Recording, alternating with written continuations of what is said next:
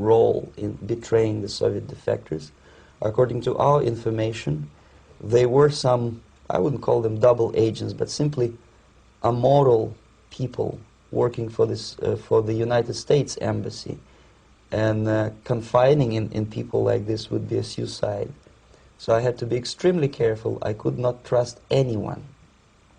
And that was the reason for such a crazy way to defect. Well, had you been caught in the act of trying to get out, what would have happened to you? Oh, most likely I would end up in concentration camp. Or, depending on the situation and on the whim of some bureaucrat in KGB, maybe even executed. This is normal practice. Quietly, of course, not publicly. But that would be the end of my defection, of course. Well, when did you finally make it to the United States?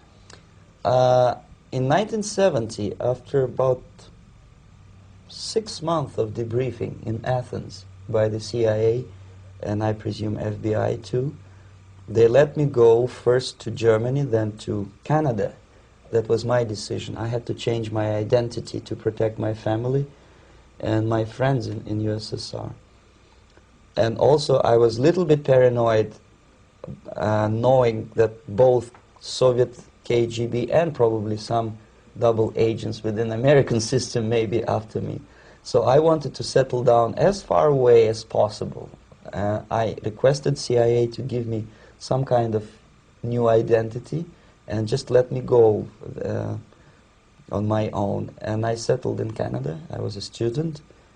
I changed many professions, from farm help and laundry truck driver to language instructor and broadcaster for Canadian broadcasting corporations in Montreal.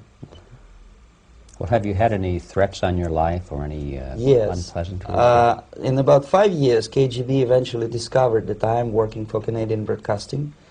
I made a very big mistake. I started working for overseas service of CBC, which is similar to Voice of America, in Russian language. And of course, monitoring service in USSR picked up every new voice. Every new announcer, they would make it a point to discover who he is. And in 5 years, sure enough, slowly but surely, they discovered that I am not Thomas Schumann, that I am Yuri Alexandrovich Bezmenov, and that I am working for Canadian Broadcasting, and undermining beautiful détente between Canada and USSR. And the Soviet ambassador Alexander Yakovlev made it his personal effort to discredit me. He complained to Pierre Trudeau, who is known to be a little bit soft on socialism. And the management of CBC behaved in a very strange, cowardly way, unbecoming to representatives of an independent country like Canada.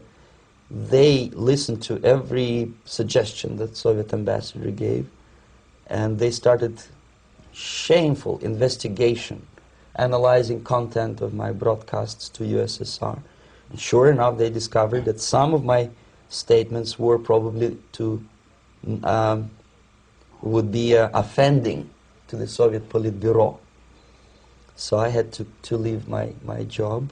And of course, subtle intimidations. They would say something like, please cross the street carefully because, you know, traffic is very heavy in Quebec.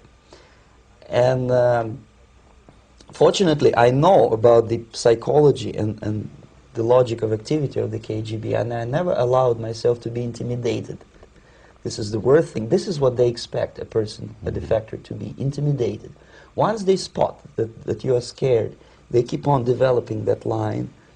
And then eventually you either have to give up entirely and work for them, or they neutralize you. They would definitely stop all kind of political activity, which they failed to do in my case, because I was stubbornly working for the Canadian Broadcasting. And in response to their intimidations, I said that, look, this is a free country, and I am as free as you are. And I also can drive very fast. And gun control is not yet established in Canada, so I had a couple of good shotguns in my basement. So welcome to visit me someday with your Kalashnikov's machine guns. So obviously it didn't work. Intimidation didn't work. So they tried different approach, as I described. They approached on the highest level, on the